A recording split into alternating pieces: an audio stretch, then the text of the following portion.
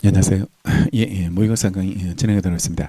오늘 그 진도가 채권 양도까지 동시행 항변권 포함해서 채권 양도까지 나왔고, 내일은 아마 채권 각취 채무인수부터 해서 채권 강론까지 하고, 내일은 한 10분 정도 당기겠습니다. 그 40분부터 이래 시험 볼 테니까 조금 더 당겨고 10분 당겨가지고 뭔 큰 의미도 없겠지만 그래도 한번 설명 시간이 좀 많이 걸릴 것 같으니까 조금 40분부터 시험 보는 걸로 해서, 시간은 40분 동안 시험 보고 20분에 마치는 걸로 그래하고, 10분 쉬었다가 30분부터 수업을 진행할 테니까 그렇게 이래 진행하고, 여기 그 다뤄보는 그 목적은 교재 없는 거 한번 풀어보게 하고 싶어요. 그러니까 교재 그 같은 교재에서 계속 같은 문제만 보다 보면 답이 자꾸 떠올라 가지고 그 주변을 그 꼼꼼하게 잘 안 보는 그런 문제가 생기기 때문에 이런 걸 한번 풀어봐야지 자기가 어디를 실질적으로 모르고 있는지 알고 있는지 이걸 찾아낼 수 있거든요. 찾아낼 수 있으니까 오늘 그 풀었는 게 점수 자체가 그 중요하진 않고요. 물론 잘 나오면 뭐 의미가 있겠지만 근데 지금 공부를 이래 해나가는 과정이니까 지금 완성형이 아니거든요.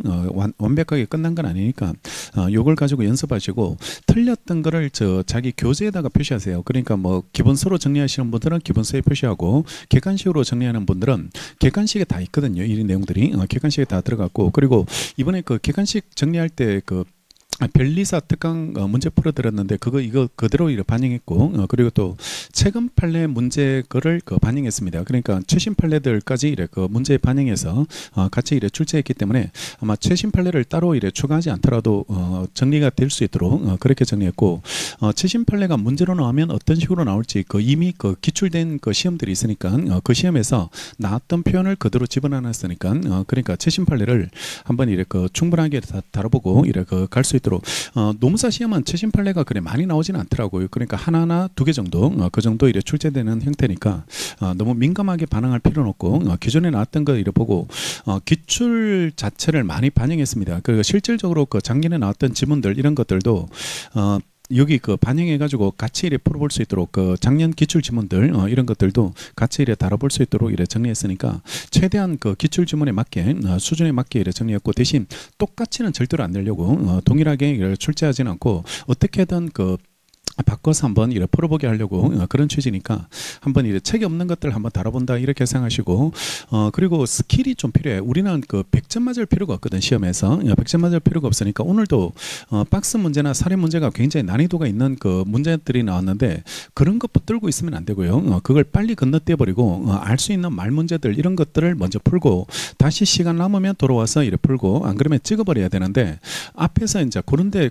발목 잡혀가지고 시간이 뺏겨버리면 그거는 조금 이래 점수 받기 위한 공부에서는 좀 멀어지는, 그래 어차피 우리가 실력을 높이려고 이 공부하는 게 아니고 1차 시험을 통과하면 되거든요. 1차 시험을 통과하면 되니까 어떻게 하면 내가 시간 안에 적절하게, 그리고 이거 시간을 더 드릴 수 없는 게, 작년에 2교시가 사회본법하고 경영학이나 이런 것들이 시간이 남지가 않았습니다. 실제 갔다 온 사람들이 그래서 옛날에는 사회본법을 한 30분에 풀고 그다음에 뭐 시간을 한 10분 남겨가지고 경영학을 30분 만에 풀고 10분 남겨가지고 민법으로 이래 옮겨가지고 민법을 한 50분 풀자 이렇게 연습하고 그렇게 들어갔는데, 택도 없는 이야기. 그러니까 경영을 30분에 끝내지도 못할 분들은 그리고 사회본법이 40분에 못 끝났다 그러더라고. 사회본법이 그러니까 오히려 40분을 넘어버렸다라고 그렇게 이야기하게 될 테니까, 이걸 시간을 충분하게 연습하는 거는 좀 오버하지 않을까. 그러니까 40분 안에 풀 수 있는 걸 빨리 골라서 푸는 거 이런 것들이 좀 필요하니까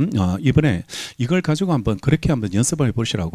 그러니까 한번 어려운 것도 있고 쉬운 것도 있을 테니까 그러니까 최대한 맞추고, 목표는 이거 끝날 때 70점이 넘어야 된다. 70점이 넘는 시험 전략, 이 전략을 이렇게 갖추는데 12개입니다. 12개 틀리는 게 70점이거든. 70점이니까 12개 안쪽으로 이렇게 틀리도록 목표로 해서 그렇게 누가 12개 덜 틀리는지, 그래 여기서 한 70점 정도 나오면 실전에서 그 정도 수준으로 나오지 않을까. 약간 어렵게 나오더라도 작년보다. 그러니까 그렇게 정도 이래 예상하면 되니까 거기에 맞는 훈련을 해. 계속 더 이상 점수를 높이려고 하지 말고, 그러니까 딱 70점 언저리에서 내가 점수를 끊어보겠다 이런 마음으로 그렇게 전략을 잡고 푸는 훈련을 하시라고. 그러니까 실전 가도 아는 게 있고 모르는 게 있을 테니까 그렇게 이래 전략하고, 진도는 내일은 채권 강론까지 하고 3회차는 민총 전범위고 4회차 5회차는 전범위로 한번 풀어보겠습니다. 풀어보겠습니다. 그래서 똑같이 그 민총을 15개 내고 그 16번부터 끝까지 채권법으로 25개를 채권을 내놨으니까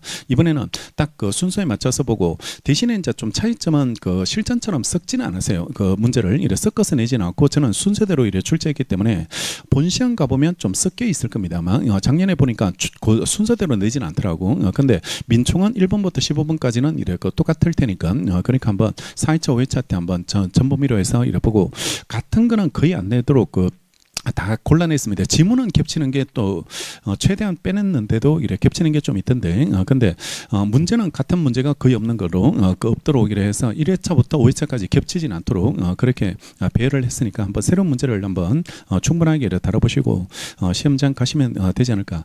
조금 더 어렵게 연습한다 이런 기분으로 풀어보셔야 될 거예요. 본 시험은 이거보다 조금 쉽지만 다른 거하고 같이 풀어야 되고 또 긴장도가 또 있을 테니까, 그러니까 난이도를 그래 맞추면 여기를 실전보다 좀 높이 놓으면 실전과 비슷한 느낌이 생기지 않을까, 그렇게 예상하니까 그런 관점에서 정리하도록 하겠습니다. 자, 문제 한번 풀어볼게요. 작년 문제에서 그 정답률이 70% 넘어가는 거는 다 뺐거든요. 그래가지고 이번에는 정답률이 그 작년 문제에서 그 80%, 90% 이런 거는 그 다 빼버렸고, 그런 거는 의미 없고 연습이 안 되니까, 그러니까 새로운 문제로 다 바꿨습니다. 문제를 업데이트 해가지고 다 새로운 문제로 이렇게 정리했고, 최대한 많이 고민해 볼 수 있도록, 그러니까 연구하고 고민할 수 있도록, 그러니까 답이 바로 보이지 않도록 그렇게 문제를 이렇게 배열을 했고, 그리고 내일 같은 경우도 뭐 특이한 문제들 이런 것들도 한두 개 넣어가지고 작년에 고용처럼요, 그런 것들도 한번 만나볼 수 있도록, 그래서 전년 계약에서 좀 특이한 문제들 나올 만한 것들 이런 것들도 내일 배정을 해냈으니까, 그러니까 연습하는 차원에서 이렇게 정리하고, 마킹을 언제쯤 하면 좋을지도 한번 고민해 보시고, 그러니까 민법을 만약에 세 번째로 푼다.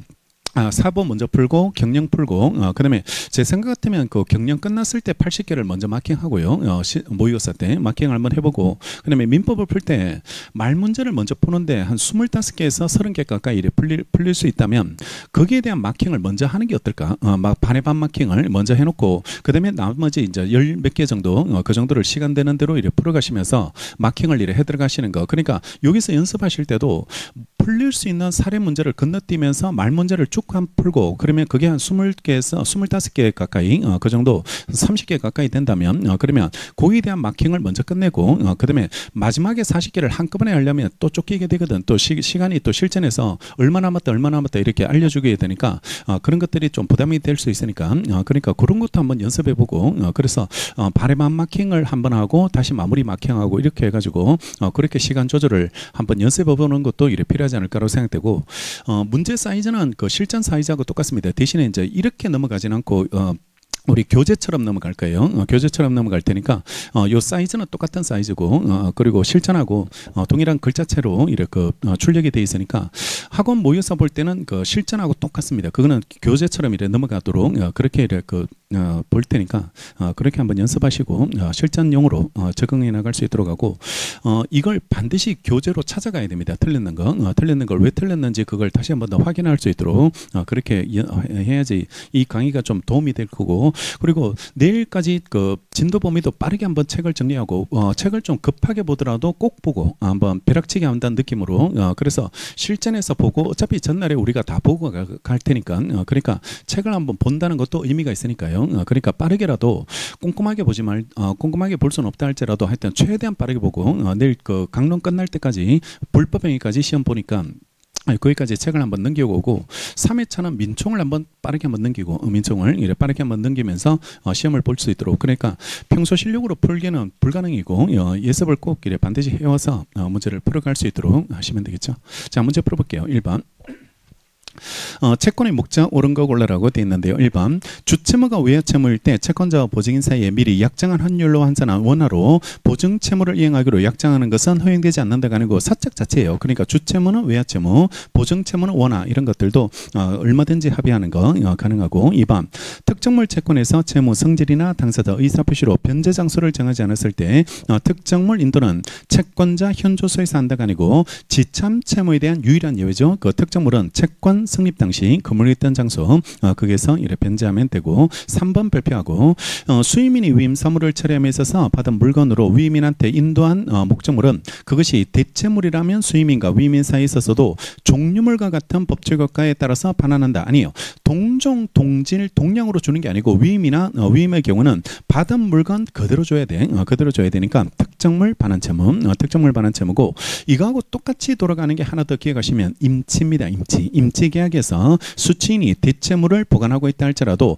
만약에 그 대체물을 분실했다면 그거는 불능 책임을 져야 되는 거지 동종, 동질, 동량으로 주는 게 아니다는 거. 그래서 임치, 위임 이런 것들이 특정물 반환 채무로 처리되고요. 그 다음에 4번 금전 채무 이행 제초로 인해서 발생하는 지연이자는 그 성질이 이자가 아니고 손해배상이죠. 지연 손해, 지연이자 이런 것들은 손해고 이자는 변제기까지 사용될 거로 받는 거 그게 이자고 지연이자, 지연손해는 손해배상 책임으로 이래 처리되고요. 그 다음에 5번 계약 해제로 인한 원상회복 의무가 이행제체에 빠진 이후 지연손해금 률에 관한 약정 이걸 찾아야 돼. 아시겠지? 지연손해에 관한 률에 관한 약정이고 지연손해금 률에 관한 약정은 성격이 손해배상 예정의 성격 손해배상 예정의 성격을 가지고 있으니까 이거는 무조건 약정대로 처리되고 지연손해금 률이 법정률보다 낮더라도 약정에 따른 지연손해금입니다. 무조건 약정대로 처리되고 법정보다 낮다 할지라도 약정대로 처리하고 만약에 지연손해금 률에 관한 약정이 아니고 그냥 약정률만 정했다면 그때는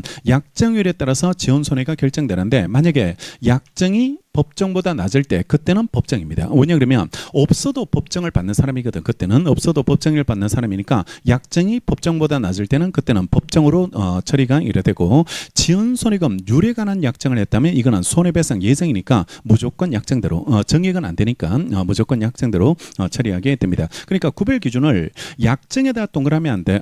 동그라미 하면 안 되고 지연손해금 률에 관한 약정인지 아닌지 이렇게 구분해서 문제를 풀어주는 게 필요하게 이래 되게 되겠죠.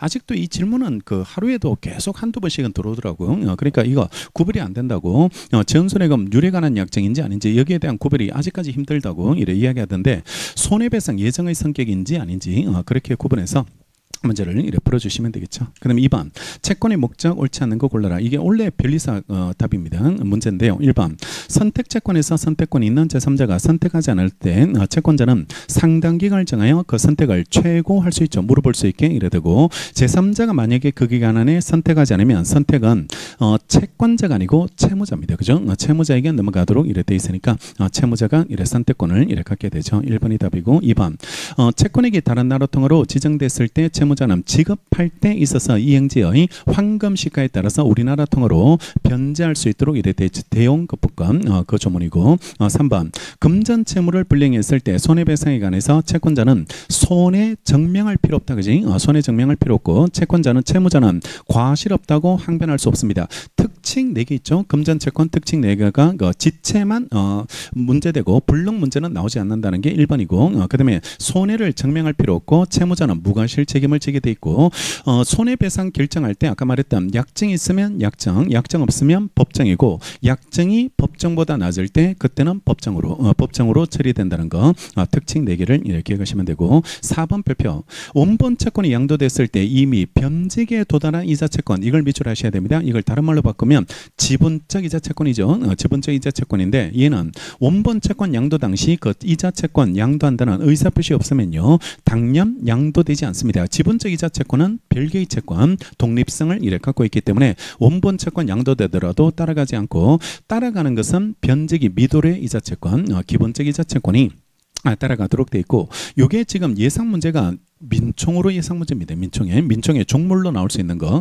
그게 예상 문제로 이래 처리되고 다른 시험에서는 이거 다 세무사도 그렇고 변리사도 그렇고 작년에 민총으로 나왔습니다. 민총으로 출제됐으니까 그쪽으로 나올 걸 대비해서 정리하고요. 5번 제한 종료 채권의 특정에 관하여 합의가 없으면 채무자가 이행에 필요한 행위를 완료하거나요 채권자 동의 얻어서 이행할 물건을 지정하면 그때는 특정이 이루어지게 이래 됩니다. 종료 채권 특정 방법 종료 채권의 특정 방법인데 합의로 특정하든지 아니면 이행에 필요한 행위를 완료하는 거 이행에 필요한 행위를 완료가 변제 장소에 따라서 지참 채무면 현실 제공을 해야 되고 그 다음에 추심 채무면 채무자한테 구두 제공이죠. 수령을 최고하는 거 이런 방식으로 처리하게 이래 되는 거죠. 아니면 동의 얻어서 이행할 물건을 지정하면 지정권 행사로서 특정이 일어나게 이래 되겠습니다. 올레 벨리사 기출입니다. 이거는 올레 벨리사 기출에서 1번이 답이고, 그다음에 3번 391조 이행보조자 문제 옳지 않는 것을 골라라. 1번 이행보조자로서의 피용자는 일반적으로 채무자 의사관여 아래 채무 이행행위에 속하는 활동을 하는 사람이면 족하다는 거. 그러니까 채무자 의사관여 아래 채무 이행행위를 대신하는 사람이면 다 이행보조자고, 독립적인지 종속적 지위 있는지는 요건 아니다는 거. 그게 중요한 말이고, 그다음에 2번 임대인이 임차인과 임대차 계약상 약정에 따라서 제3자한테 도급을 줘서 임차 목적물을 수선했다면 그 수급인인 제3자는 임대인에 대해서 이행보조자로서의 피용자가 아니다가 아니고, 임대인이 해야 될 업무를 대신하면 그것도 이행보조자예요. 그러니까 도급 계약을 통해서 수급인한테 맡기더라도 모두 이것도 이행보조자에 이래 들어갈 수 있다는 게 판례고, 매출이 농장 판례라고 해가지고 그 임대차 사건 그 사건에서 피용자로서 책임을 인정했죠. 3번 발표하고, 이행보조자가 채무이행을 위해서 제3자를 부기행보조자로 사용했을 때도 채무자가 이를 승낙했거나 적어도 묵시적으로 동의했다면 채무자는요 부기행보조자의 고의가 실에 관해서 351조에 따라서 책임을 부담하게 됩니다. 이행보조자의 이행보조자죠. 그래서 부기행보조자의 고의가 실도 채무자의 고의가 실로 이렇게 평가되게 되고, 이렇게 풀면 돼요. 우리 민총에서 복대리가 나오거든. 복대리가 나오는데 복대리가 누구의 대리인이었을까 이렇게 기억해 보면 대리인 이름으로서니만 본인의 대리인으로 돼 있거든. 따라서 효과는 다 본인에게 귀속이 되니까 본인의 대리인처럼요 부기행보조자도 채무자의 고의가실이 귀속되게 이래 되는 거죠. 4번 이행보조자이가 채무자에 의해서 그에게 맡겨진 이행 업무와 객관적 외형적으로 관련을 가지면요 채무자는 그 이행 행위에 대해서 책임을 이래야지 되고, 5번 임대인의 이행보조자가 임차인으로 하여금 임차 목적물을 사용수익하지 못하게 함으로써 임대인은 채무불이행 책임을 지고 이행보조자는 불법행위 책임을 질 때 두 사람 같이 책임을 지는 거, 이런 것들도 부진연대가 이래 되게 되니까 이행보조자는 채무자가 아니니까 채무불이행 책임은 안 되고 불법행위 책임을 부담하고, 채무자가 채무불이행 책임을 지게 되니까 부진정연대 채무가 성립하게 이래 되게 되겠죠.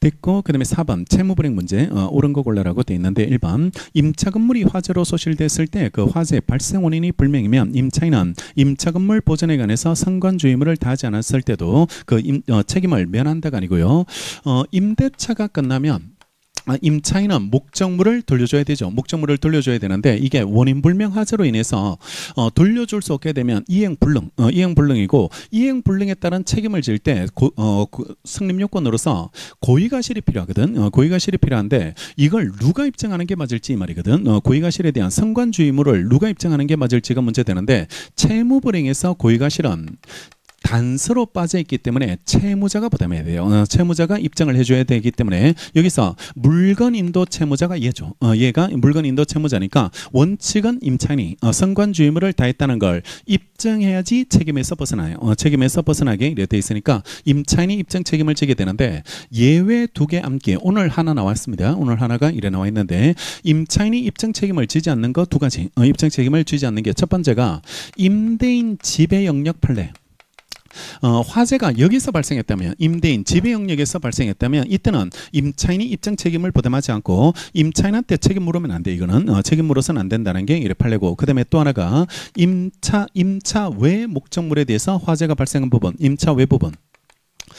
임차 외 부분에 대해서 화재가 발생했다면요, 화재가 발생한 부분은, 그러니까 목적물이 이렇게 임대차 목적물이 일부인데 여기서 화재가 발생해서 임차 외 부분까지 이렇게 전소가 됐다면 이 부분에 대한 손해는 임대인이 먼저 밝혀내야 돼요. 임차인 채무불이행 때문에 임차 외 부분에 대해서 자기가 손해를 입었다는 걸, 인과관계가 존재한다는 걸 먼저 임대인이 밝혀내야 됩니다. 왜냐 그러면 입증 책임 구조가 성립요건을 먼저 밝혀내야 되고, 성립요건이 인정됐을 때 그 다음에 피고가 효력요건 부존재를 입증하게 돼 있거든. 효력요건 부존재를 입증하게 돼 있는데, 임대차 목적물은 목적물에 대해서 반환불능이면 바로 이 사람이 책임이 성립해 버리거든. 성립하게 되니까 이 부분에 대해서는 임차인이 고의가실 없다는 거, 즉 상관주 의무를 다했다는 걸 입증해야지 이 책임에서 벗어나지만 이 부분은 당연히 손해가 발생한다 이래 볼 수는 없거든. 이렇게 볼 수는 없기 때문에 임차 외 부분에 대해서는 먼저 임대인이 입증을 통해서 자기가 손해가 생겼다는 걸 보여줘야 돼. 보여줘야지 이래 되기 때문에 이 부분에 대해서는 임대인한테 입증 책임이 있고 오늘 요게 나와 있을 겁니다만 요게 나오게 이래 되게 될 테니까 임대차에서 입증 책임 구조, 입증 책임의 구조라고 이렇게 정리하고 내일도 아마 그 정리가 될 수 있는 그런 부분이니까 임대차에서 입증 책임 문제를 이렇게 정리해 두시면 되고 1번은 틀렸고 2번 다른 말 없으면 원칙은 임차인이 상관주 의무를 다했다는 걸 입증해야 되고요. 2번 이행보조자의 불법 행위로 인해서 채무자가 채무불이행 책임을 부담할 때 이행보조자의 손해배상 책임과 채무자의 채무불이행 책임은 연대가 아니고 위에 나왔던 것처럼 부진정연대로 이래 처리가 되고 3번 발표하고 채무자의 제3채무자에 대한 채권의 가압류가 있을 때 그 채권의 이행기가 도래했다 하더라도 제3채무자는 지체 책임을 부담하지 않는다가 아니고 채권이 가압류됐을 때 채권이 이 사람의 채권자에 의해서 가압류가 되면 제3채무자들한테 지급금지 명령이 내려지죠. 지급금지 명령이 내가 갚지 말라고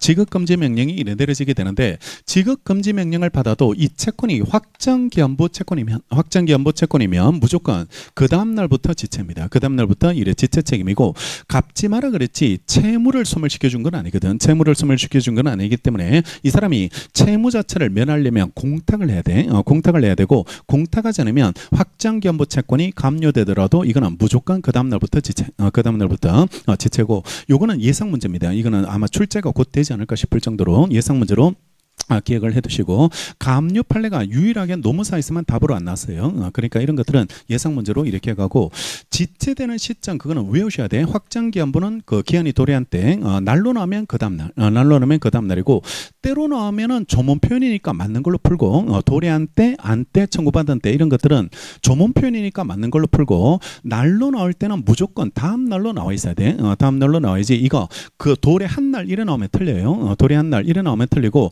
지체 실질은 5월 2일부터 지체거든. 5월 2일부터 이래 지체가 되니까 날로 나올 때는 무조건 다음 날이 있어야지 맞는 거. 다음 날이 있어야지 맞는 거니까 객관식 풀 때 그런 거 조심하시고 때로 돼 있는지 날로 나왔는지 이렇게 구분해서 문제를 풀어주는 게 이래 필요하게 되겠죠. 4번 채무불량으로 인해서 계약이 합의 해제됐다 하더라도 손해배상을 금하는 특약이 없는 한 채무불량으로 인한 손해배상을 청구할 수 있다가 아니고 합의 해제는 민법 조문 적용 안 돼. 민법 조문이 적용되지 않으니까 당연히 손해배상이나 당연히 부당이득 문제 이런 것들이 생기지 않고 합의해제 민법 조문이 적용되는 건 딱 하나밖에 없어. 그게 제3자 권리에 해할 수 없다는 그 조문만 적용되고 나머지는 민법 조문이 적용되지 않습니다. 따라서 이거 손해배상 당연히 안 나와. 손해배상 책임이 당연히 나오지 않게 이래 되고 그 다음에 5번 이행거절이라는 채무불이행이 인정되기 위해서는 채무를 이행하지 아니할 채무자의 명백한 의사표시가요 위법한 걸로 평가돼야 됩니다. 위법한 걸로 평가돼야지 이게 이행거절이 채무불이행으로 이래 평가받을 수 있게 이래 되게 됩니다.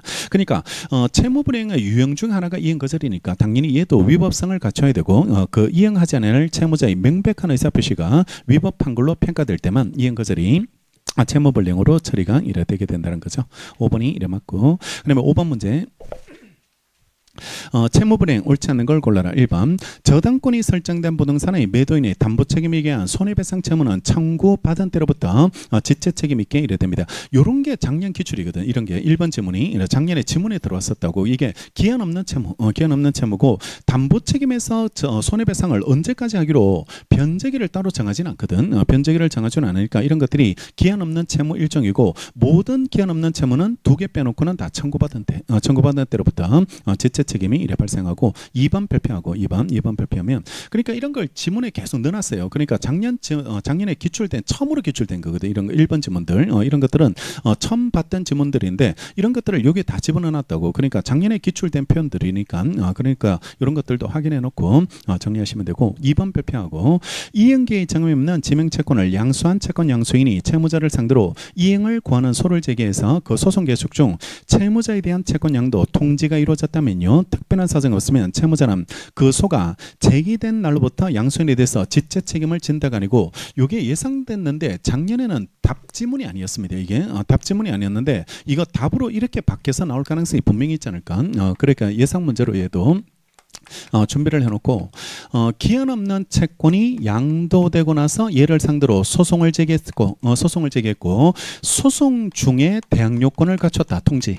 대항 요건을 갖췄을 때 기한 없는 채권이니까 청구받은 때로부터 지체인데 채권이 양도돼서 양수인이 소송을 제기했을 때 언제 청구받은 때로 볼지 이 말이거든. 언제 청구받은 때로 볼지가 문제되는데 이때가 아니고 이걸 갖춰야지 청구할 수 있잖아요. 이걸 갖춰야지 청구할 수 있게 되니까 따라서 소송 제기한 때가 아니고 대항 요건 갖춘 때입니다. 대항 요건 갖춘 때가 이미 소를 제기할 때는 대항 요건을 못 갖췄으니까 청구할 수 있는 자격이 없어요. 이건 청구할 수 있는 자격이 없기 때문에 이 소송 제기한 때가 아니고 대항 요건 갖췄을 때 그때 양수인이 이제 돈 주세요라고 말할 수 있으니까 그때부터 지체 책임을 이래 부담하는 것으로 본다는 게 판례 입장이죠. 이것도 작년에 나왔습니다. 작년에 출제는 됐는데 지문에 들어가 있었고 답이 아니었다고. 이게 답이 아니었으니까 예상 문제로 기억하고 3번 매매 목적물에 관해서 이중으로 제3자와 매매계약. 그러니까 이게 책만 계속 보다 보면 이걸 못 골라낼 가능성이 되게 높아. 이게 밖에서 이래 나오면 찾지를 못하게 되고 작년에 분명히 기출인데 이것도 그러니까 이런 거 틀렸다면 기출 정리가 안 됐다는 거거든. 기출 정리가 이래 제대로 공부를 못했다는 그런 반증이 되게 되니까 이걸 빨리 찾아내야 돼. 이걸 안 그러면 계속 책만 보고 있으면 큰일 나요. 그거 답만 계속 보고 있다니까. 답만 맞추고 이렇게 막 확인했다. 작년 문제 다 분석했다. 이렇게 정리하던데 이래내면 다 틀려버리거든. 또 틀려버리면 그게 분석이 아니잖아요. 분석이 아니니까 답만 암기하고 들어가는 그런 문제가 되니까 기출만 보시는 분들은 되게 조심하시라. 그러니까 작년도 그래 보다가 기출이 70%가 나왔는데 다 틀렸다니까. 사람들이 다 틀려버리게 이랬대는데 그걸 못 찾아내더라고. 이걸 찾아내지 못하니까 풀어봐야 돼. 이걸 풀어보시고 점수에 신경 쓰지 말고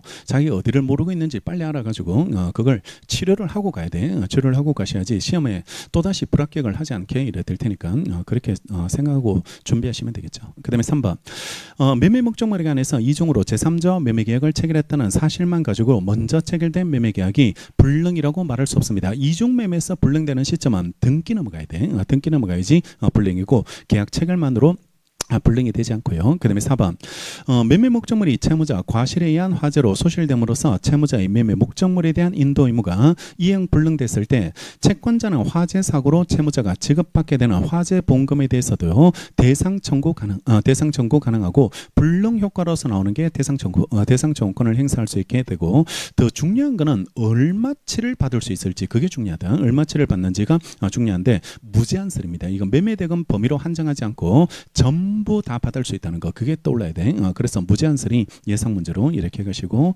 5번도 작년 기출 중도금 지급기일을 20골조공사 완료한 때로 정했을 때 그 공사가 완료되었다 하더라도 채무자가 완료 사실을 알지 못했다면 지체 책임을 지지 않죠. 이게 대표적인 불확정기한부거든. 불확정기한이 이래 되게 되니까 일정 공사 완료했을 때 공사대금 줄게 이런 것들은 기한이 불확정기한으로 정한 거기 때문에요.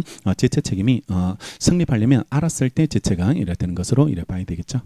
6번 가시면 이행지체 옳지 않는 거 골라라. 1번 2016년 1월 12일까지 채무를 이행하기로 했을 때 2016년 1월 13일부터 지체입니다. 그러니까 조문 표현은 도래한 때로 돼 있잖아. 도래한 때로 돼 있는데 실제 지체는 다음 날이라고. 다음 날이니까 이렇게 날짜로 나오면 그 다음 날이야. 그 다음 날부터 지체가 된다는 거. 그러니까 조문 표현하고 구분해. 조문 표현은 도래한 때로 돼 있는데 실질로 따지면 그날까지 주면 되거든. 그날까지 주면 되니까 지체는 그 다음 날부터 지체가 발생하게 이래 되고 2번 지시채권의 경우 확정기한이 정해져 있어도 기한 도래 플러스 정서 제시가 꼭 있어야 돼. 얘는 정서 제시를 하고 그 다음에 이행 청구까지 했는데 주지 않으면 그게 지체가 되고 기한 확정기한에서 예외죠. 그 다음에 3번 2016년 1월 12일에 채권자가 방문해서 상품을 인도하기로 했습니다. 이걸 다른 말로 바꾸면 추심채무다. 그지? 추심채무가 이래 되는데 채권자가 오지 않아서 이행을 못했다면요 13일이 지나더라도 이거는 지체가 되잖아. 걔가 와서 받아가기로 돼 있다면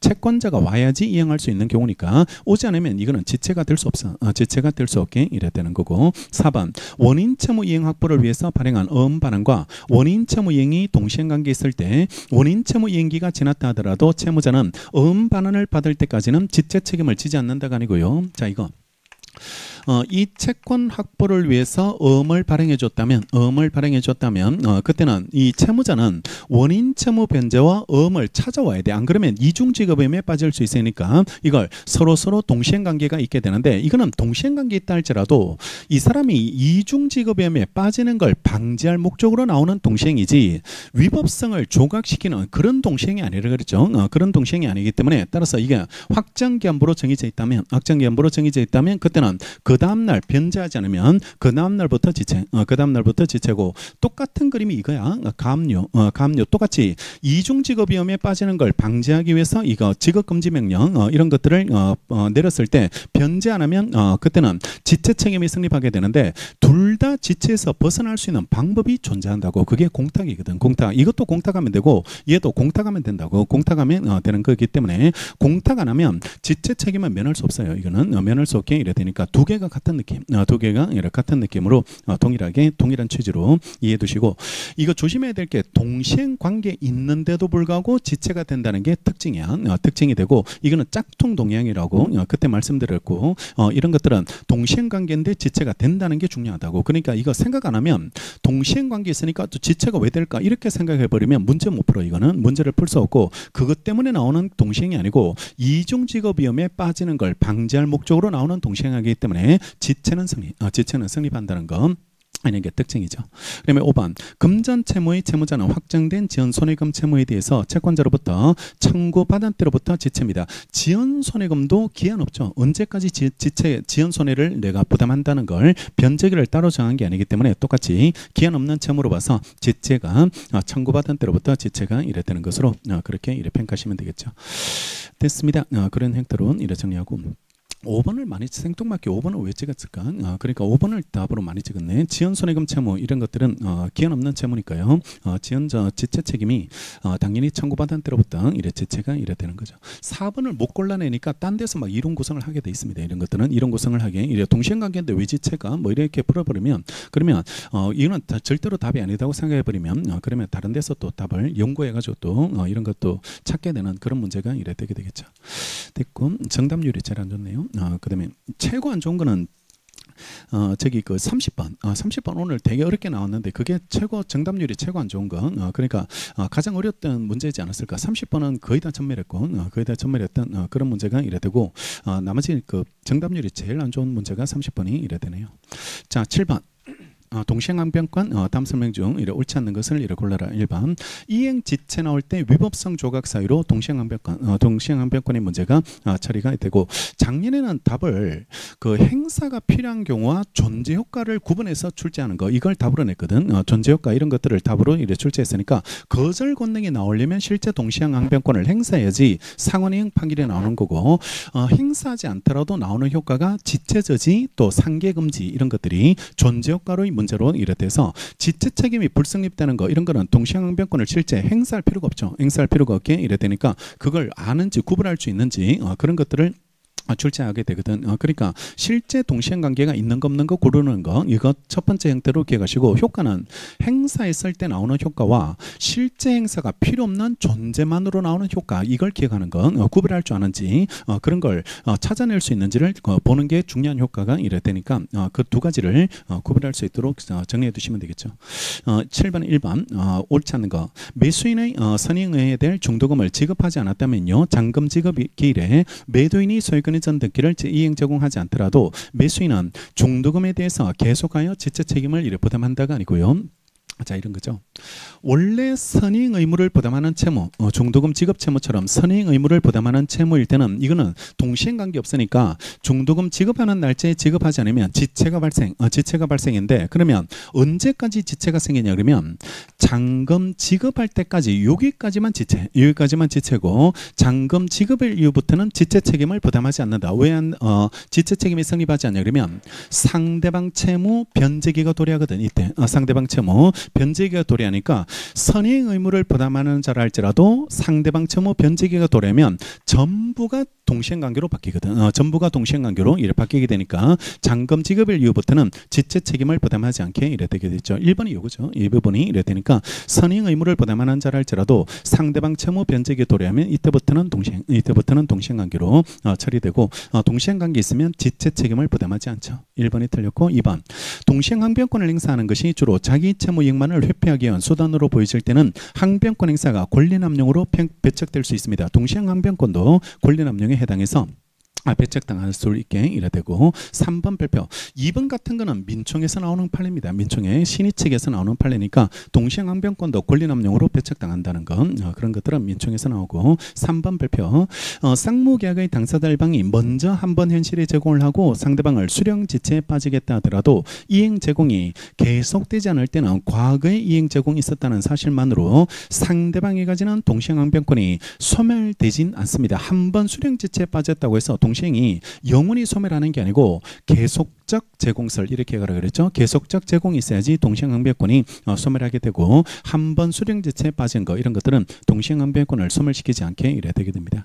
그다음에 4번 동시행항변권이 있는 채무 이행기가 도래하면 저 채무자는요 반대 채무 이행 제공 없으면 동시행항변권을 행사하지 않더라도 이게 포인트 행사하지 않더라도 지체 책임을 지지 않습니다. 즉 이행 지체 불성립은 존재효과입니다. 존재효과로 이래 처리되니까 행사할 필요 없다. 그러니까 존재만으로 나오는 효과 동시행관계가 있다는 것만으로 나오는 효과가 지체 책임 불성립 상계금지 이렇게 두 가지가 존재효과로 처리해서 계획을 하시고 그다음에 5번 부동산 매매 계약 시 매수인이 건저당 채무를 인수해서 매매 대금에서 공제하기로 했거든. 공제하려고 했습니다. 이걸 다른 말로 바꾸면 매매 대금에서 건저당권을 빼고 사는 거 이걸 이행인수라고 부르죠. 이행인수라고 부르게 되고 이때 매수인이 이를 변제하지 않아서 매도인이 결국 변제했다면 매수인한테 구상권 행사가 돼야 돼. 구상권 행사가 돼야 되니까 매수인의 구상 채무와 매도인의 소유권 이전 될 경우는 여전히 동시행관계. 그러니까 빼줬는데 그걸 안 갚아서 매도인이 다시 갚았다면 매도인은 다시 추가적으로 더 받아야 되거든. 잔금 받듯이 더 받아야 되니까 이거 구상채무와 동시행관계는 그 등기 이전 채무는 서로 동시행관계에 있다는 게 이래 판례입장이 이래 되게 되겠죠. 됐고 그다음에 8번 같은 형태가 많아요. 동시행관계 인정되지 않는 거 찾아라고 이래 됐는데 인정되는 거 골라라 부정되는 거 골라라 이런 형태의 기출이 제일 많이 출제되는데요. 가방 토지 임차인이 건물 매청권을 행사했을 때 그 토지 임차인의 건물 명도와 소유권 이전 등기 의무와 임대인은 토지 임대인은 대금 줘야 되죠. 매매 계약이 체결됐으니까 매매 대금 줘야 되는데 우리 판례가 이거 서로 동시행 관계 있는 것으로 이래 처리했고요. 맞고 나밤 매매 목적인 그 권리가 타인 소임을 알지 못한 선의 매도인이 매매 계약을 해지했을 때요. 매도인의 손해배상 의무와 매수인의 목적물과 그 사용이익 반환 의무인데 우리 그 해제에서 나오는 원상회복이 명문에서 동시행관계에 있는 것으로 돼 있거든. 그래서 해제 효과가 세 가지 소원손에서 원상회복은 동시행관계에 있는 것으로 돼 있는데 손해배상은 그러면 동시행관계 없을까가 문제되거든. 문제가 되는데 우리 판례가 해석으로서 손해배상까지 포함합니다. 손해배상까지 포함해서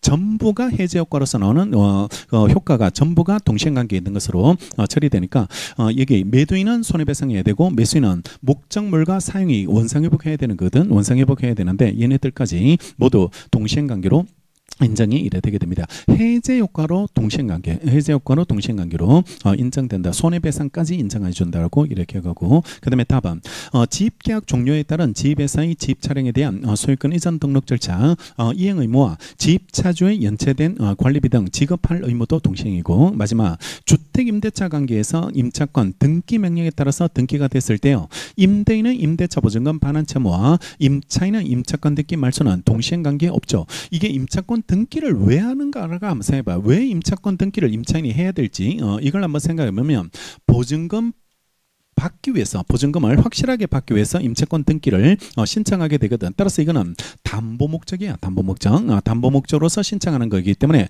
우리 저당권 말소하고 변제가 동시행관계 없죠. 무조건 변제부터 해야지 저당권 말소 청구권을 행사할 수 있는 것처럼 여기도 보증금부터 먼저 줘야 됩니다. 보증금부터 먼저 줘야지 임차권 등기 말소해달라 이렇게 요구할 수 있게 되니까 이거 담보 목적으로 하는 거기 때문에 무조건 보증금부터 선행할 것이 필요하다는 게 이렇게 판례입장이 이래 되게 되고요. 9번 하나 더 동시행관계 인정되는 건 모두 골라라. 가번 수급인이 도급계약에 따른 의무를 제대로 이행하지 못함으로 말미암아 도급인한테 발생한 하자 학대 손해에 따른요 손해배상 채무와 도급인의 보수 지급 채무가 동시행관계 있게 이래 됩니다. 원래 그 공사 도급계약을 체결하면 수급인은 공사대금 받아야 되고 도급인은 하자보수를 청구하거든. 하자보수 청구권이 서로 동시행관계인데 우리 판례는 하자 학대로 인한 발생했던 손해까지 포함해 가지고 하자 학대 손해에 따른 손해배상 채무도 공사대금 지급 채무와 동시행관계로 인정하게 이래 되니까 하자보수 청구권뿐만 아니라 손해배상까지 포함해서 동시행관계를 인정해주게 이래 되고 그다음에 나봐 가압류 등기가 있는 부동산 매매계약에서 매도인의 가압류 등기의 말소 의무는요 매수인의 대금 지급 의무와 서로 동시행관계입니다. 요거는 이 말을 말하는데요. 부동산 매매 계약을 체결했는데 이 부동산에 가압류가 돼 있을 때 가압류가 돼 있다면 이 매수인이 가압류된 채로 부동산을 살 수는 없죠. 가압류된 채로 부동산을 살 수 없으니까 얘는 원래는 등기 이전과 매매 대금이 서로 동시행관계인데 근데 여기서는 매도인은 이걸 정리하고 넘겨야 돼. 이걸 정리하고 넘겨야지 이래 되니까 깨끗한 등기를 줘야 된다고. 깨끗한 등기를 줘야 되니까 여기 말소도 이거 대금 지급 의무와 서로 동시행관계 있는 것으로 평가하게 이래 되게 되니까 저당권 판례도 있고 가압류 판례도 있어요. 가압류 판례도 있게 이래 되니까 가압류 말소될 때까지는 매매대금 지급을 거절할 수 있도록 해준다. 거절할 수 있도록 해주게 이래 되는 거고 그다음에 답은 건저당권 실행을 위한 경매가 무효로 돼서 건저당권자가 채무자인 소유자를 대위해서 낙찰자에 대한 소유권 이전 등기 말소 청구권을 행사할 때 낙찰자의 소유권 이전 등기 말소와 건저당권 배당 의무는 서로 동시행관계가 아닌데 갑이 을한테 돈을 빌려주고 저당권을 설정했다가 이걸 실행했는데 얘가 낙찰받고 나서 경매가 무효가 됐을 때 경매 절차가 무효가 되면 낙찰받은 사람의 소유권은 원래 소유자 얘한테 돌려주고 자기가 낸 납부한 배당금은 얘한테 돌려받거든. 건저당권자한테 돌려받으니까 이행의 상대방이 달라. 그지? 이행의 상대방이 이랬다니까 동시행관계가 인정되지 않게 이래 됩니다. 그래서 인정되는 거는 가하고 나만 인정되는 것으로 평가하시면 이래 되겠죠. 이런 형태가 제일 많아요. 동시행관계 있는 거 골라라 없는 거 골라라 이런 형태가 제일 많이 출제가 이래 되게 될 테니까 잘 구분하시고 이 지문이 딱 작년 보니까 3개씩 내놓고 이래 조합형을 만들더라고. 그러니까 이게 소급법으로 풀리지가 않습니다. 웬만하면 하나가 지워 나가면 그러면 나머지 찍을 게 하나밖에 없게 되는 이런 형태인데 딱 3개로 내놓으니까 이거는 다 알아야지 풀릴 수 있는 그런 형태로 이렇게 처리되고 작년에 하나만 맞는 것도 나온 적이 있고 3개 다 맞는 것도 있고 2개가 맞는 것도 있고 모든 형태를 다 냈어요. 모든 형태를 작년 같은 경우는 다 출제를 했기 때문에 이거는 어떤 분석으로서 해결할 수 있는 게 아니고 다 지문을 따로따로 정리해야 되지 않을까 그렇게 평가하시면 되고 그다음에 10번 이행불능 옳지 않는 거 골라라. 1번 매매 목적 부동산에 관하여 제3자 처분금지 가처분 등기가 기입됐다는 사정만으로 불능 아닙니다. 가압류, 가등기, 가처분 모두 불능 아니다. 이거 등기는 못 주는 건 아니니까 불능 책임을 물을 수는 없고 2번 매매 목적 부동산이 이종으로 양도되어 제2 매수인 앞으로 소유권 이전 등기가 연료되면 특별한 사정 없으면 제1 매수인은 매도인에 대해서 전보배상 청구 가능합니다. 이중 매매가 불능되는 시점이 등기 넘어갈 때고 등기 넘어가서 불능되면 전보배상 청구 가능하고요. 3번 매도인 갑의 매매 목적물에 관한 소유권 이전 의무가 매수인 을의 귀책 사유로 이행 불능되면 을은 이행 불능을 이유로 계약을 해지할 수 없습니다. 이거는 매수인 때문에 불능된 거거든. 매도인 때문에 불능된 게 아니고 자기 때문에 불능시켜 놓고 자기가 불능 책임을 묻는 게 오히려 모순이잖아요. 이게 아까 봤던 이행인수 그 사례처럼 자기가 갚지 않아서 매수인이 갚지 않아서 저당권이 실행됐는데 그래 놓고 불능 책임을 묻겠다고 이래 말하는 거 이런 것들은 모순이니까 인정될 수 없게 된다라고 이렇게 가고 4번 별표 매도인의 매매계약상 소유권 이전 등기 의무가 이행 불능이 되어서 이를 이유로 매매계약을 해지할 때는요 상대방의 잔대금 지급 의무가 매도인의 소유권 이전 등기 의무와 동시행관계에 있다 할지라도 이행 제공 필요 없다는 게 판례입니다. 불능을 이유로 해지할 때는 굳이 들고 갈 필요가 없습니다. 왜냐하면 이미 불능됐는데 들고 간다는 게 뭔 의미가 있을까요? 이미 불능된 사람한테 들고 간다는 것 자체가 이행 의미가 없게 되니까 불능을 이유로 해지할 때는 이행 제공 필요 없다는 게 이래팔 입장이고 5번 원래 동시행관계 있으려면 해지하려면 그 사람을 지체에 빠뜨려야 되기 때문에 이행 제공을 해야 돼. 원래는 이행 제공을 해야 되는데 거기에 대한 예외가 불능 관계 있으니까 불능을 이유로 해제할 때 그때는 이행 제공 필요 없다. 이행 제공 필요 없으니까 예외적으로 이해를 해두시고 5번 토지의 진정한 소유자 갑이 무효등기 명의인인 어른을 상대로 물권적 정우권을 행사해서 그 토지에 관해서 등기 말소를 청구했는데 제3자의 시효취득으로 인하여 등기 말소 의무가 이행불능되면 갑은 어른을 상대로 전부배상을 청구할 수 있다가 아니고 이것도 발표하고요. 예상 문제로 준비해놓고 이래 정리를 해두셔야 되는데 원래는 이게 갑의 땅인데 갑의 부동산인데 이 사람이 위조해서 등기를 자기 앞으로 옮기고 이걸 병한테 팔아요. 병한테 팝니다. 그러면 원인 무효 등기가 순차로 넘어갔으니까 이것도 무효죠. 무효가 되니까 소유자가 얘를 상대로 말소를 청구했는데 이게 시간이 너무 오래되다 보니까 얘가 취득시효가 완성이 돼버렸다. 취득시효가 완성이 돼버렸고 그러면 취득시효가 완성되면 얘가 이제부터는 이 부동산의 소유자가 되고 반사적으로 이 사람은 소유권을 잃죠. 소유권을 상실하게 되니까 이거 말소소송에서 패소가 이래 되고 그러면 등기를 찾아올 수 없으니까 중간자 을 때문에 이런 사태가 벌어졌으니까 채무불량으로 인한 전부배상을 을한테 청구할 수 있을지 당신 때문에 지금 등기를 못 받으니까 대신 손해배상 책임을 져야 되는 거 아닙니까? 라고 문제됐는데 판례가 이래 부정하고 전부배상 청구는 할 수 없게 된다는 게 이래 판례 입장인데 이유는 전부배상은 본래 급부를 받을 수 있는 사람이 못 받게 됐을 때 청구하는 겁니다. 그러니까 물건 대신 손해배상 이런 느낌이거든. 그러니까 물건을 받을 수 있는 사람이 물건을 못 받게 됐을 때 손해배상 해달라 이렇게 청구하는 게 그 전부배상이고 얘는 지금 등기를 찾아갈 수 있는 지위가 사라져버렸거든. 지위가 사라져버렸으니까 등기 자체를 못 찾아가니까 등기 대신 손해배상 이런 말이 될 수 없어. 그러니까 문장으로 만들면 A 대신 B 이런 문장이거든. 이런 문장인데 A 대신 B를 청구하려면 A를 받을 수 있어야 돼. A를 받을 수 있어야지 이걸 못 받게 됐을 때 B를 달라 이렇게 말할 수 있는 거지. 지금처럼 A를 찾아갈 수 없으면 A를 등기를 못 찾아가면 A 대신 B를 달라 이런 말은 성립할 수 없다고. 성립할 수 없으니까 등기 자체를 못 찾아가기 때문에 전부배상은 안 되고 여기서 하나 더 논점이 나오는데 그러면 얘한테 매매대금 받은 게 있잖아. 매매대금 받은 게 있다고. 그러면 매매대금을 얘한테 부당이득으로 찾아가면 이거는 찾아갈 수 있을까? 이거는 찾아갈 수 있을지. 내 부동산 팔아가지고 지금 매매대금 받으니까 부동산 자체 처분대금은 부당이득이 돼야 되는 거 아닐지가 문제됐는데 이것도 안 돼. 이것도 허용되지 않게 이래 되게 되는데 왜 안 되냐 그러면 이 사람이 지금 등기를 못 찾아가게 된 원인은 이것 때문에 못 찾아가고 있는 거지 매매 때문에 못 찾아간 게 아니죠. 매매 때문에 못 찾아간 게 아니기 때문에 얘가 소유권 이런 거랑 얘가 매매대금 받은 거랑 인과관계가 없는 겁니다. 인과관계가 존재하지 않게 이래 되게 되니까 부당이득도 안 돼. 이거는 부당이득. 그러니까 타인이 입은 그 이득이 내가 입은 손해랑 어떤 인과관계가 존재해야지 부당이득 반환 청구를 할 수 있게 되는 거지. 내가 입은 손해하고 타인이 얻은 이득하고 아무런 연결고리가 없으면 그거는 부당이득이 안 된다고. 부당이득이 이래 될 수 없게 돼요. 그러면 얘가 받을 수 있는 거는 마지막 하나가 있습니다. 불법행위는 불법행위는 가능하게 되니까 불법행위로 해결해야 되는 거지. 이런 거는 다 안 돼요. 채무불이행도 아니고 부당이득도 아니다는 거. 여기에 최근에 나왔던 판례, 최근 판례가 부당이득 쪽에서 나오는 판례도 있게 이래 되는 거죠. 자, 됐고 5번이 전부배상 청구할 수 없다는 건 A를 받을 수 있을 때만 B를 받을 수 있다는 거. 이런 문장으로 출제된 여러분들 기출이 도급에서 나와요. 도급에서 나오게 되는데 A를 받을 수 있는 사람이 못 받게 됐을 때 B를 받는다는 거. 이런 문장이 여러 군데 나옵니다. 여러 군데 이래 나오게 되고 실제 도급에서 기출 문제도 있고 기출 문제도 있게 이래 될 테니까 그거 나중에 정리를 해드리고 그다음에 11번 이행불능.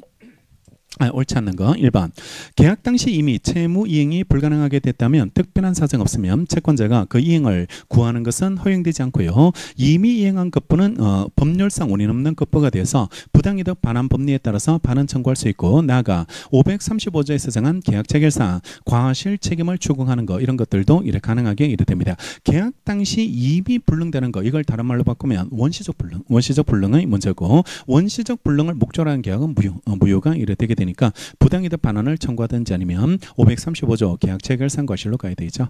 그다음에 2번 계약 체결 후에 채무자의 귀책 사유로 인해서 채무가 이행이 불가능하게 됐을 때 이걸 다른 말로 바꾸면 후발적 불능이고 귀책 사유로 후발적 불능됐으니까 얘가 이행 불능이다. 그지? 이행 불능이 되고 이때는 채권자가 그 이행을 청구하지 못하고 채무 불량을 이유로 손해배상을 청구하거나 계약을 해제할 수 있는 거죠. 해제하는 게 가능하게 되고 이행 불능 효과 전부배상과 해제권이 나오고 3번 채무를 이행하는 행위가 법률로 금지되어 그 행위 실현이 불가능하게 됐을 때 법률적 불능이라고 불러요. 법률적으로 불가능한 경우가 있게 되는데 채무 이행이 불가능한 경우에 해당하지 않는다가 아니고 법에서 허락하지 않으면 못 주는 겁니다. 법에서 허락하지 않으면 이 사례가 건축법 때문에 이게 원래는 토지 일부만 줘야 되는데 건축법 때문에 이게 분할이 안 돼. 만약에 땅 중에 일단 분할이 안 되는 그런 땅을 가지고 있다면 그러면 건축법이라는 그 제한 때문에 이행할 수 없는 거 이것도 불능이죠. 뭐 불능이 이래 되게 되니까 법률상 불능도 법률상 불능도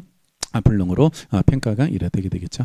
3번이 답이고 4번 쌍무계약에서 계약 체결 후에 당사자 상방의 귀책 사유 없이 채무 이행이 불가능하게 된 거 이걸 다른 말로 바꾸면 위험부담이다. 그지? 후발적 불능 중에 귀책 사유 없는 불능이니까 위험부담 됐을 때 쌍방 급부가 없었을 때는 계약관계는 소멸하고요. 상대방 채무도 같이 소멸이죠. 상대방 채무도 같이 소멸하고 이미 이행한 급부는 부당이득 법리에 따라서요. 급부자가 반환을 청구할 수 있게 이래 됩니다. 넘겨준 게 있다면 돌려줘야 돼. 계약금 같은 거 이런 것들은 부당이득으로서 돌려줘야지 이래 된다라고 이렇게 가고 5번 갑이 자신의 토지를 을한테 매도하고 그 토지를 병한테 채무 담보를 위해서 소유권 이전 등기를 해줬다. 이걸 다른 말로 좀 바꿀 수 있어야 돼. 계약 체결하고 나서 지금 자기 그 채무 담보를 위해서 소유권 이전 등기 해주는 거 이걸 다른 말로 양도담보라고 부른대. 양도담보라고 부르는데 그러면 양도담보 설정하면 무효일까? 이게 불능으로 빠질까? 등기를 못 주는 상태로 될지가 문제되는데 아니에요.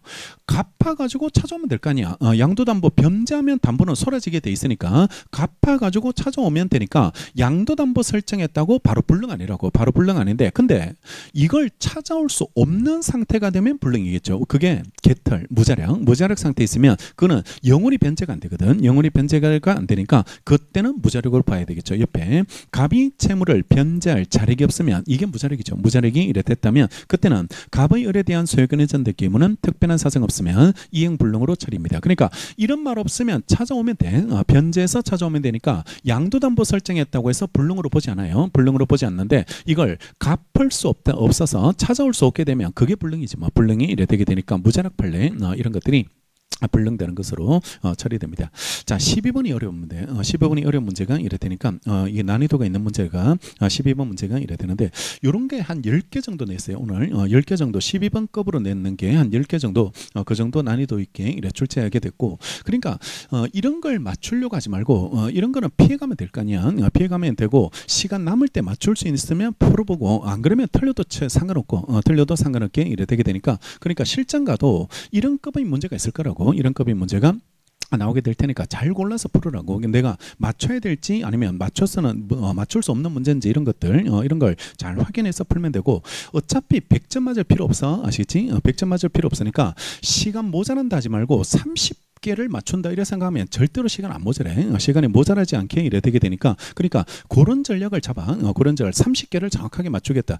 작년 기출 문제가 30개가 기출이 있거든. 30개가. 그러니까 30개 정도가 기출에서 나왔다고. 근데 실전에서 여러분들 그래 느꼈나요? 작년에 떨어진 사람들. 그러니까 택도 없는 이야기야. 그 20개도 못 맞춰가지고 이래 떨어졌거든. 떨어지게 이래 되게 되는데 그게 기출인지도 몰라. 기출인지도 모를 정도로 그렇게 이래 그 느낌을 그렇게 가졌다고. 이게 막 시간도 쫓긴 데다가 또 그다음에 뭐 그 사부에서 워낙 또 앞에서 막 정신을 잃어버려 나오니까 그러니까 이게 기출인지도 아니고 그 모르고 중간중간에 또 어려운 게 계속 들어갔거든. 어려운 게 계속 들어가다 보니까 그러니까 쉬운 것까지 영향을 받아가지고 이래 놓쳤는데 이번에 그런 걸 잘 구분해야 돼. 구분해 맞출 수 있는 거, 맞출 수 없는 거 이런 걸 잘 찾아내가지고 풀어내시면 됩니다. 자, 12번.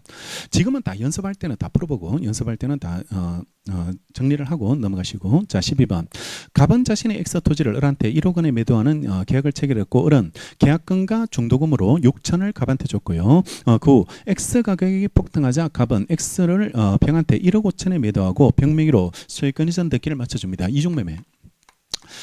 얘한테 1억 받고 팔기로 X 토지를 1억 받고 팔기로 하고 얘로부터 계약금도 받고 중도금도 받았어. 중도금도 1억 받게 되고 그 다음에 얘가 지금 이걸 1억 5천에 팔고 병한테 1억 5천에 1억 5천 받고 얘한테 등기가 넘어갔다라고 이래 돼 있다. 자, 옳은 겁니다. 자, 갑은 갑과의 매매 계약은 특별한 사정이 없는 한 갑이 병과 매매 계약을 맺었을 때 불능이다. 이게 똑같은 오늘 세 번째 나오는데 이중 매매에서 불능되는 시점 계약 체결 시간이고 이때 등기 넘어갔을 때 불능이니까 일단 갑은 틀렸고 나반 특별한 사정이 없는 한 갑은 을을 상대로 X 토지 인도와 소유권 이전 등기 청구할 수 없다. 왜냐 그러면 불능돼 버렸거든. 불능이 됐으니까 얘한테 다시 등기 청구하는 거 이런 건 안 되겠고 이런 것들은 허용될 수 없게 이래 되고 답은 만일 갑의 을의 잔대금 미지급을 이유로 계약을 적법하게 해제할 수 있었거든. 해제할 수 있었는데 해제하지 않는 상태에서 갑이 병한테 X 토지를 매도하고 소유권 이전 등기를 맞춰준 경우라면 특별한 사정 없으면 갑은 을에게 불능에 따른 책임을 부담하지 않는다. 아니에요. 자, 이 무슨 말이냐면 이걸 해제할 수 있었는데 해제 안 하고 팔았을 때 그러면 얘한테 책임을 안 질까 이 말이거든. 책임을 안 질지가 문제되는데 해제 안 했다면 그대로 계약은 유효인 상태입니다. 유효인 상태가 이랬다니까 해제권 가지고 있다는 것 자체로 이 사람의 해제된 것과 동일하게 평가받지는 않아. 모든 형성권은 행사부터 해야 돼. 행사를 해야지 무효가 되고 그 다음에 얘한테 팔았을 때 이게 이중매매가 아닌 것으로 이래 처리되고 가지고 있다는 것만으로는 이건 거의 무효가 된 건 아니기 때문에 여기에 대해서 안 주면 이건 또 책임져야 됩니다. 책임을 이래 져야지 되게 될 테니까 그렇게 이래 처리되죠. 환불할 수 있는데 환불 안 하고 먹었다. 환불할 수 있는데 환불 안 하고 입고 다녔다. 그러면 그거 불능이야? 아니면 손해배상 책임 물을 수 있을까? 다 먹어놓고 다 입어놓고 그런 거 없다고. 이게 환불할 수 있는데 안 하면 그냥 유효지 뭐. 유효로 이래 처리가 이래 된 거니까 그걸 뒤늦게 와서 내가 옛날에 환불할 수 있었는데 안 했으니까 그러니까 뭐 뽀찌 좀 줘요. 이렇게 이야기하는 거 이런 것들은 말도 안 되는 그런 문제가 되니까 하고 팔아야 돼. 하고 팔아야 되고 하기 전까지는 그대로 유효가 되게 됩니다. 속지 말고 아시지? 속지 말고 해제된 건 아니다. 가지고 있다는 게 해제된 건 아니다는 거. 그 다음에 라밤 만일 갑이 병한테 X토지 소유권 이전 등기가 아니라 소유권 이전 청구권 보존을 위한 가등기만 맞춰줬다면 특별한 사정이 없는 한 갑은 을에게 불능 책임지지 않습니다. 이건 너무 쉽네요. 그러니까 가등기 설정했다고 해서 이게 불능 상태에 빠진 걸로 아니고 언제든지 다시 찾아오면 되거든. 말소시켜가지고 찾아오면 될 테니까 불능으로 가압류, 가등기, 가처분 다 모두 불능으로 평가되지 않게 이래 되게 되겠죠. 자, 그 다음에 13번. 쫄지 않으면 돼. 쫄지 않고 그리고 먼저 풀 필요 없어. 이런 게 천천히 풀면 풀릴 수도 있거든. 풀릴 수도 있으니까 다른 거부터 빨리 풀어. 다른 거부터 빨리 풀고 이걸 먼저 건드리지 말고 그러니까 이렇게 급하게 풀었는데 만약에 안 풀려버리면 여기서 오는 또 충격이 어마어마해요. 이것이 매몰 비용 때문에 굉장히 아깝게 느끼거든. 그러면 그 다음에 문제까지 영향을 줄 수 있다고. 그러니까 실전에서 그렇게 낭비하지 말고 이거는 스킬이야. 스킬. 우리가 실력을 높일 필요 없이 점수를 높이면 되거든. 그러니까 이런 거 빨리 넘어가서 먼저 풀고 다시 돌아오면 일단 막힌 끝내버리고 이래 돌아오면 그러면 생각보다 오히려 잘 풀릴 수도 있다고. 풀릴 수도 있으니까 그렇게 한번 풀어보라고. 이번에 연습을 그렇게 한번 해보고 그 다음에 이제 세 과목을 같이 한번 풀 때도 그렇게 되는지도 한번 학원 모여서 풀 때 그걸 다시 한번 해보시고요. 해보시고 그러면 그 방법 그대로 실전 가면 돼. 실전은 가서 그대로 풀고 오시고 그 색다르게 또 다른 방법으로 풀지 말고 연습했던 대로 이래 풀고 갈 수 있도록 그렇게 이래 가시면 되겠죠. 그 다음에 13번 손해배상 옳지 않는 거 1번 이행 불능 후에 가격이 등기했다 하더라도 매도인이 불능 당시 이를 알았거나 알 수 있었을 때 등기한 가격에 따른 손해배상을 청구할 수 있게 됩니다. 자, 불능에서 손해배상은 불능 당시 시가가 통상손해고요. 통상손해고 그 뒤에 가격이 올라갔다는 사정, 등기했다는 사정은 특별손해입니다. 특별손해니까 이거는 원칙적으로 받을 수 없고 알았거나 알 수 있었을 때만 받을 수 있거든. 예견 가능성이 있을 때 그때만 받을 수 있게 이래 되게 되니까 1번이 그걸 말하고 2번 불법행위 직접적 대상이 손해가 아닌 간접적 손해도 가해자가 그 사정을 알았거나 알 수 있었을 때만 배상 책임이 있다는 거. 이것도 특별손해. 간접적 손해도 특별손해가 이래 되고 그때 시골길 가다가 자동차가 갑자기 전봇대를 추돌해 가지고 전봇대가 부러졌으면 전봇대가 부러진 손해는 직접적 손해고 이게 부러짐으로 인해서 쓰러져 가지고 전기가 다 끊어져 버렸어. 전기가 다 끊어져서 여기에 농작물들이 다 냉해를 입었는 거 이런 것들은 한 쿠션, 두 쿠션 이렇게 되니까 간접적 손해. 간접적 손해고 여기에 대해서는 예견 가능성이 있을 때만 거기에 대해서만 책임을 지고요. 3번 여행자가 해외 여행계약에 따라서 여행하는 도중 여행업자의 고의나 과실로 상해를 입었을 때 계약상 여행업자의 여행자에 대한 국내로 귀환 운송 의무가 예정돼 있고요. 현지에서 당초 예정한 여행기간 안에 치료를 완료하기 어렵다거나 계속적 전문적 치료가 요구되어 사회통념상 여행자가 국내로 귀환할 필요성이 있었다고 인정되면 이로 인해서 발생하는 귀환 운송비 등 추가적 비용은 여행업자의 고의나 과실로 인해서 발생한 이거 통상 손해로 받습니다. 우리 판례가 패키지 여행 가가지고 다쳐가지고 어떤 데리고 올 귀환 운송비 이런 것들은 다 통상 손해에 들어가게 되고 4번 계약에서 채무자의 책임 있는 사유로 이행이 불능하게 됐을 때 채권자는 상당 기간 이행을 최고한 후 계약을 해지할 수 있고 동시에 손해배상을 청구할 수 있다가 아니고 불능을 이유로 해지할 때는 최고 필요 없다는 게 특징, 최고 필요 없다는 게 특징이고 지체하고 다른 점, 지체하고 다르고 아니 불능됐는데 거기 가가지고 최고하고 있으면 어떻게? 그러니까 지금 다 타가지고 지금 가세 도구가 다 사라진 상태라면한테 이행하실래요? 물어본다는 것도 그것도 경우가 없는 이것 더 놀라운 건 이것도 기출이다. 이것도 노무사 시험에서 기출로 이래 나와있던 그런 문제가 이래 되게 되니까 4번도 옛날 기출입니다. 이것도 옛날에 나왔던. 그런 기출이 이래 되게 되는 거죠. 그러니까 이런 건 놓치면 안 돼요. 이런 거 놓치면 맞출 게 없는 겁니다. 맞출 게 없게 이래 되니까 이게 기출인데 왜 틀려요? 그러니까 이런 것들은 최고 필요 없다는 거 이런 것들은 쉽게 맞춰야 되고 그다음에 5번 보호 의무 위반을 이유로 사용자에게 손해배상 책임을 인정하려면 특별한 사정이 없는 한 그 사고가 피용자의 업무와 관련성을 가지고 있을 뿐만 아니라 또 그 사고가 통상 발생할 수 있다고 예측되거나 예측할 수 있는 경우라 해야 되고 그러한 예측 가능성은 사고가 발생한 때와 장소 사고가 발생한 경위 기타 여러 사정을 고려해서 판단하라고 이래 되어 있습니다. 이런 거 갑자기 모르는 게 하나 딱 들어가거든. 보호 의무와 관련해서 이런 판례를 본 적이 없으니까 그러니까 이걸 또 여러 번 읽고 있는 거야. 여러 번 읽고 있게 되고 뉴페이스니까 또 그러니까 색다른 야매로 공부했거든. 내가 야매로 공부해 놓으니까 역시 출제자가 새로운 걸 출제했구나라고 이렇게 생각할 수 있는데 답은 의외로 아는 데서 찾아야 돼. 아는 데서 4번이 이미 답이고 이거는 좋은 말 아닌가요? 여러 가지 사정 고려해서 판단하라. 착하게 살자 이런 말 아닌가? 착하게 살자. 하나만 가지고 고려하지 말고 종합적으로 고려해서 손해배상을 따져라. 이보다 더 좋은 말이 어디 있어? 이보다 더 좋은 말이 어디 있냐고. 그러니까 이런 건 당연한 이야기예요. 당연한 이야기로 처리가 되게 될 테니까 5번이 이렇게 그런 취지로 평가하시면 되겠죠. 그러니까 속지 말고 아시지? 모르는 데서 자꾸 모르는 거는 건너뛰고 아는 데서 혹시나 내가 놓치지 않았을까 이런 걸 그렇게 찾으면 의외로 거의 다 찾깁니다. 답은 거의 다 찾을 수 있게 이래 되는 거죠. 14번까지 손해배상 옳은 거 모두 골라라. 가반 매수인이 잔대금 지급을 지체했을 때 지체된 기간 동안 매매 대상 토지의 개별 공시지가격 등에서 계약을 해지하지 않으면 매도인의 양도소득세 부담이 늘어나는 거 이런 것들은 특별 손해로 봐야 되겠죠. 그러니까 당사자 말고 다른 쪽에서 있게 되는 손해 이런 것들은 다 특별 손해로 평가하시면 됩니다.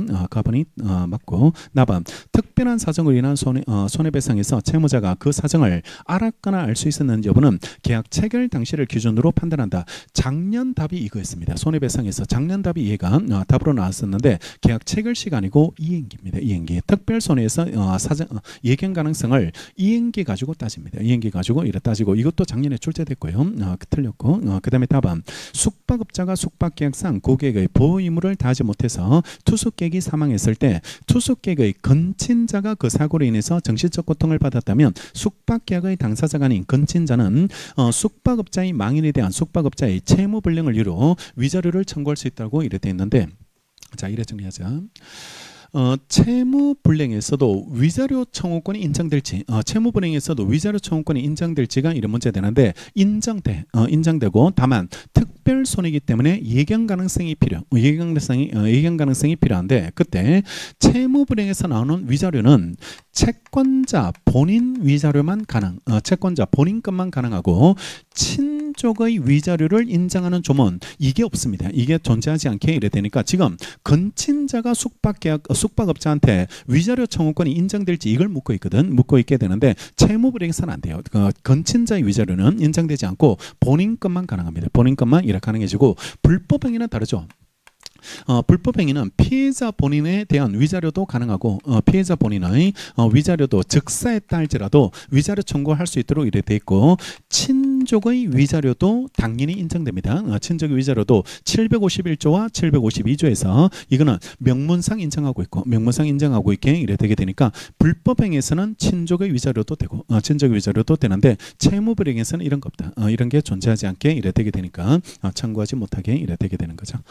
됐고 그다음에 15번 가셔야 되는데 10번 쉬었다가 15번 문제 이래 정리하도록 하겠습니다.